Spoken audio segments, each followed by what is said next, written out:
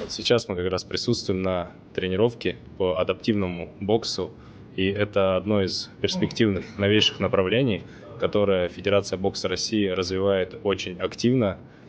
Это ключевое направление, так как президент поставил задачу, поручение. И Федерация бокса активно включилась и ведется полная плодотворная работа по развитию адаптивного спорта. Уже создано два вида соревнований. Это удары на силу, на скорость, интенсивность. Общее количество ударов подсчитывается. И также виртуальный бокс. Это ребята надевают очки виртуальной реальности и уже соревнуются между собой. Сам попробовал, ощутил, что это такое, переживания, эмоции, ощущение удара.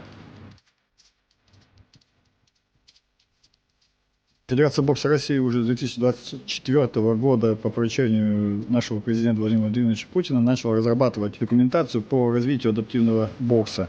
В частности, у нас в рамках соглашения со Смоленским университетом спорта уже разработаны программы повышения квалификации по направлению адаптивного бокса.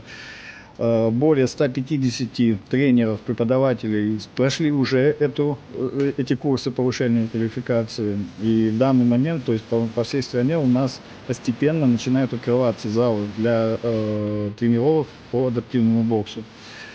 На сегодняшний день создана рабочая группа с Паралимпийским комитетом.